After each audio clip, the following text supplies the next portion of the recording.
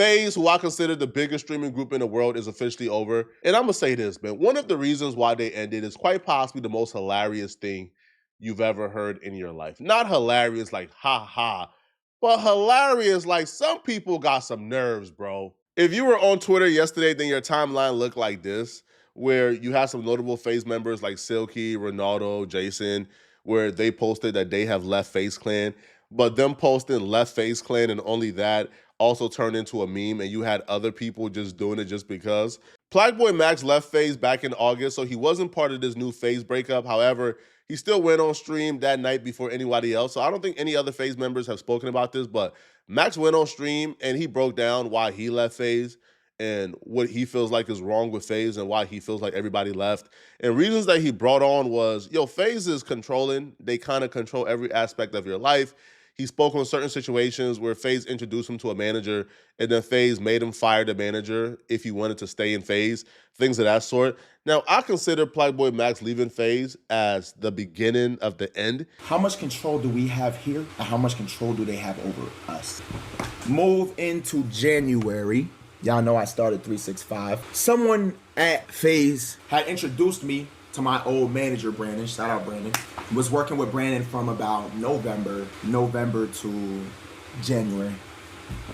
Y'all probably seen him, tall white boy with hair. You feel me? Yeah, 153. Oops. Brandon had falling out with person who introduced me.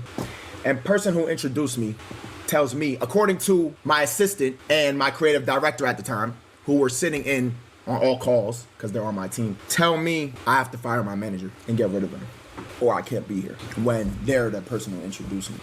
Video proof as well of this meeting. They were there. This is information my assistants are just telling me.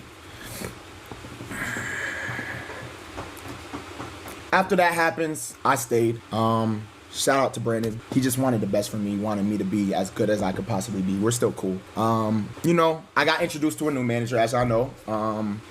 I come back to LA after New York. All that happened in New York. And, everything's cool. I'm cool with the boys, you feel me? Me and the boys cool, but it's just like, damn, like, it was a weird air for a little while, you know what I'm saying? But everything got patched up, because at the end of the day, we bros and we love each other, like, you feel me? I want to make that known. Ron, I love you. Jason, I love you. Adap, I love you. That's more concerning than I think Plagueboy Max even knew. My manager is my buffer between me and the business. My manager is somebody who goes out and seeks deals for me, who goes out and work out certain things business-wise that benefits me. And FaZe is still a business, right? I'm still somebody who still has a contractual obligation with FaZe, the business. So if my manager is somebody who's supposed to be working in my best interest, and then you guys tell me y'all don't like him, so I should fire him or else I can't be in FaZe, that's kind of crazy. Because my manager is somebody who's supposed to be working on my behalf. So whenever I get a manager that y'all don't like to deal with or y'all don't like for whatever reason, or let's say he's making it hard for you guys to F me over, I got to fire him and get a guy that's more agreeable with you guys, or else I can't be in FaZe. To me, that's more crazy than Plagueboy Max knew, and he should have left then, but apparently he stayed. Plagueboy Max's cousin took to his stream to explain how FaZe finessed Plagueboy Max out of $400,000. And while explaining this, the only thing that I could think about is, this is why you should not get a manager that your employer likes. Like, you should not get a manager that your employer or somebody who's paying you love doing business with, okay? You usually get the manager that's annoying to them, that makes it hard for them.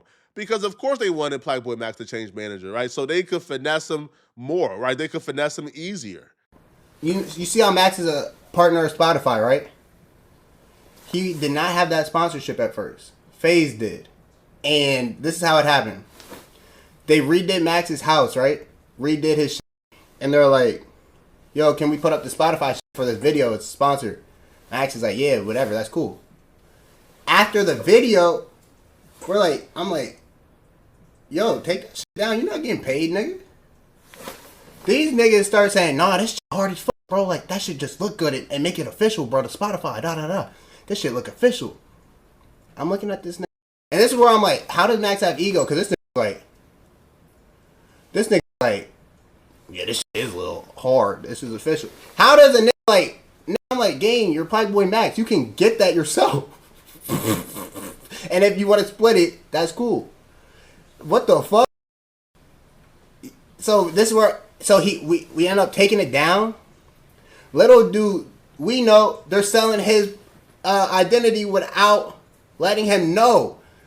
And so Max ends up leaving FaZe. We only knew this because he left FaZe. He got the deal on Spotify. They dropped FaZe and gave it to Max. Guess how much this was for? 400 bands for 5 months. Niggas about to run off a half the ticket off of nigga.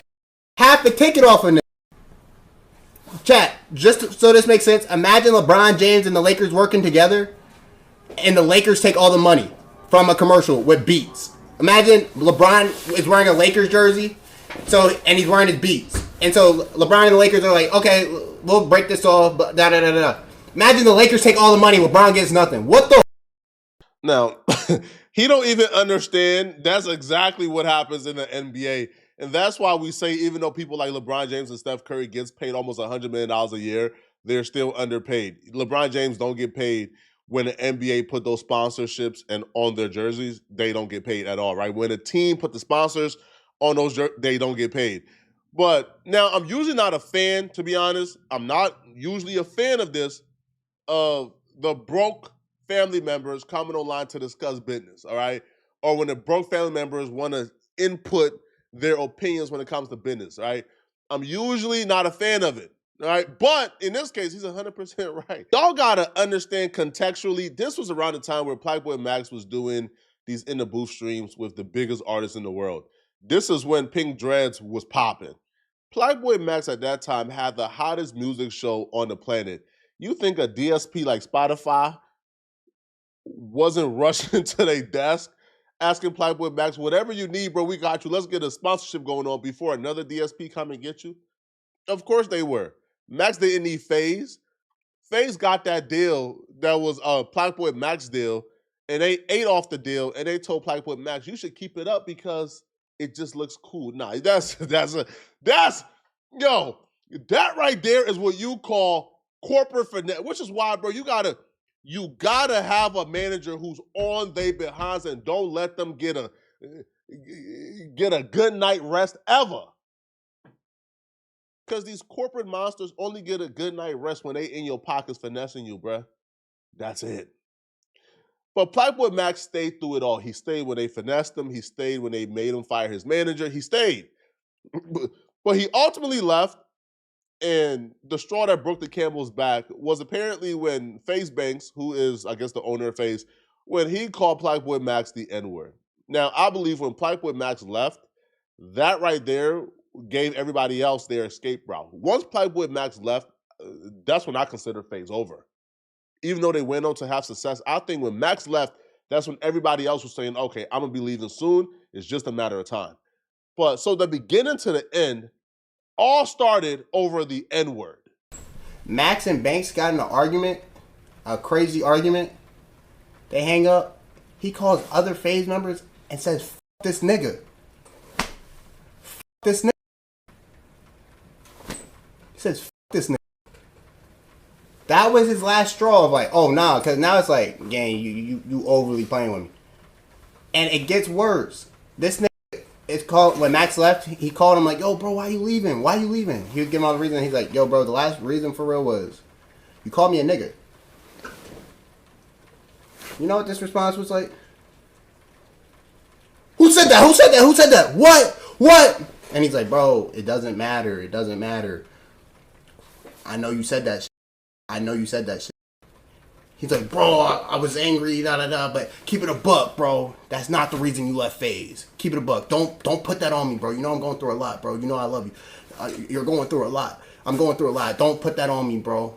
Max like, yo, bro, I'm not going to expose that shit. Like, it don't matter. Like, I'm going to take that on the chin. I don't care, bro. I'll be the evil nigga. But you said that shit. He's like, if I did, it wasn't on no racist shit, bro. Like, what? The worst part about this, FaZe Banks is on Twitter right now defending his N-word usage. Pretty much blaming Playboi Max himself for being called the N-word. Now, FaZe Banks don't understand, like a lot of non-black people don't understand. Now, your friends allowing you to say the N-word as a term of endearment, they're still wrong for that as well. that's still raccoon activities, because why you allowing anybody who's not black to say the N-word, that's still crazy and flawed. But it's one thing to say it as a term of endearment, and it's another to be filled with rage and anger and the spirits of your ancestors.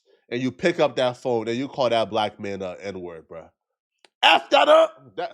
That's a little different than saying it as a term of endearment.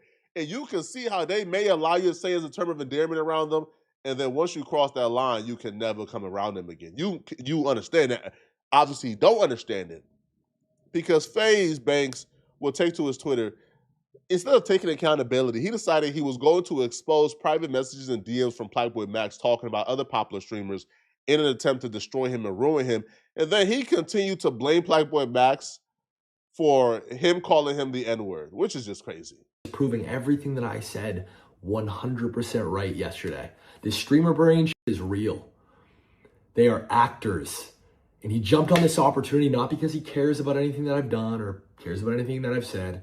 It's because it makes the most sense. Kick me while I'm down and farm this FaZe and suck as much as he can out of it. And that's what they do. And that's just fact. Anybody that argues against that is fried. This whole thing, like I said yesterday, fried. We're going to get into the conversation. I'm going to show you guys right now. And you guys tell me if this looks like a conversation between two parties that have an issue with each other. All right, so here we are. Here's my conversation with Max, July 28th. This is when that whole thing where he heard that I said, "F y'all, blanks." Again, this wasn't aimed toward Max. This wasn't said at Max. There was never any sort of like racist connotation toward this word being used ever. Saw people talking about hard R and shit. No, that's all noise. Absolutely not. What Max's initial response to it was, "Hey, stream speak highly of you. Shit doesn't need to be brought to light. You don't have to worry at all. Like I said, apologize for the tweet." I said, "Max, you don't got to say all that. I would never speak ill about anything publicly. Breaks my heart, crushes me, whatever." Let's get into this buffoonery. So he's showing private messages between him and Blackboy Max so he could prove that Blackboy Max was cool with him after he said the N-word, and now they're exposing him because they're mad at him. But Blackboy Max didn't have an issue with it, and if he did, he's still calling me and texting me and saying he loved me and called me bro and asked me for advice in business. I'm sorry, buddy. Like, I'm not expecting a 22-year-old to be so rooted, grounded, and principled in his identity that he draws the line and cuts off a white man for calling him the N-word for life. That's not the expectation I'm gonna have of a 22-year-old kid, bro. Especially a 22-year-old kid who comes from a family and friends who nobody is in this world but him. Nobody has expertise in this world but him. You're the only one he could probably hit up and ask for advice, so he's keeping you nearby. But if you think we're about to look at a 22-year-old kid and say, he really was not affected or mad at you calling him the N-word because he was still hitting you up afterwards, you done lost your mind, bruh. This doesn't prove a goddamn thing. Now, if Blackboy Max was 27, 28, 30 years old, and he was still texting this white boy after he called him an N-word, I'm looking at you crazy, but he's 22 years old, bruh. He don't know no better. He don't even know who like his self is yet. He's not rooted and principled in his identity yet. So this proves nothing at all, but you're about to witness FaZe Banks kind of go through the messages of Blackboy Max being friendly to him, and this somehow being an excuse as if, man, he wasn't really mad. And then after he gets done with this, he continues and even goes in to say, well, y'all allowed me to say it any other day, so why you mad now? Oh, come on. He don't even understand the difference between you saying it as a term of endearment and you saying it while you pissed off and mad. I mean, this looks like Max agreeing with the things that I'm saying. To me, I don't know. This looks like everything that I've been saying the last 2 days, and I'm saying in this video. I'm saying it directly to him in a much nicer way, but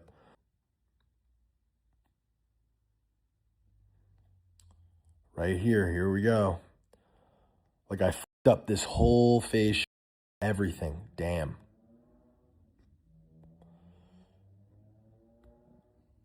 Wow.